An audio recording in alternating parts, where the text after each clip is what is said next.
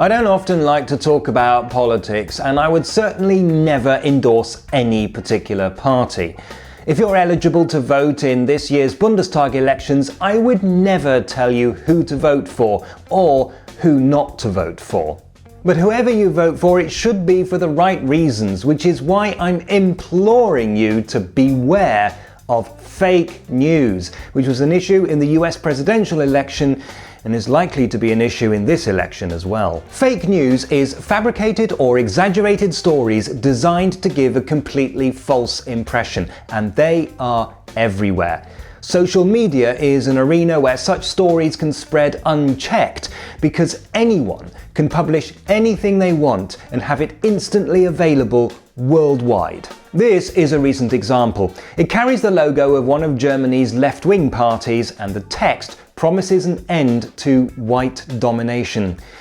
It is, of course, a complete fabrication. That image can only be found on anti-immigration websites and anti-immigration Twitter feeds, except for one anti-fascist Twitter account that calls it a lie.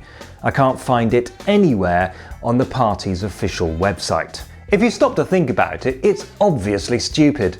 Even if the left were trying to encourage a white genocide, they would never explicitly say so in an election campaign. Another story making the rounds at the moment is the one of the mass attacks in Frankfurt on New Year's Eve.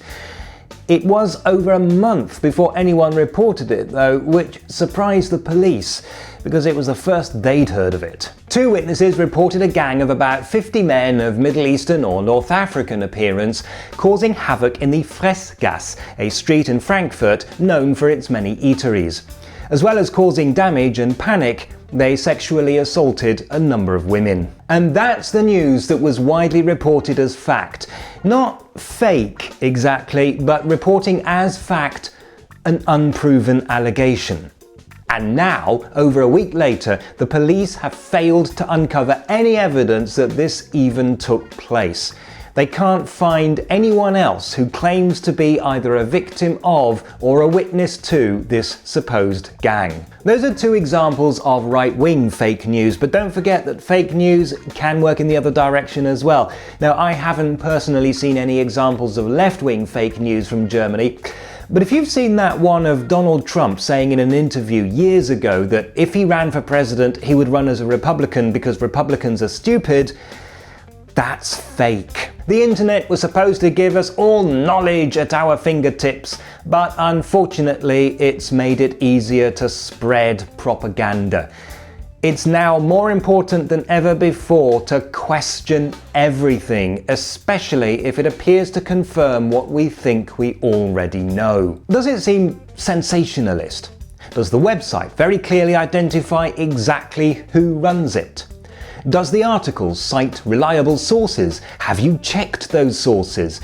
Who else is reporting on this and what do they say about it? If you understand German, you can use a specialist search engine like, for example, Hoax Search, which should give you some help in deciding what's true and what's fake. The more dramatic the claims, the more important it is to do some research and make sure that everything is as it seems. Nobody has the monopoly on truth, but there are a lot of actual lies and deliberate misinformation out there. However you choose to vote, just make sure that you are not being manipulated by fake news. Thanks for watching. If you enjoyed the video, why not send me a postcard? Here's the address. Or visit Rewboss.com, follow me on Twitter, subscribe to my blog. Except for one anti-fascist Twitter account that calls it a lie. Ooh, Bonnie, why do you do this? This only ever happens when I'm trying to make a video.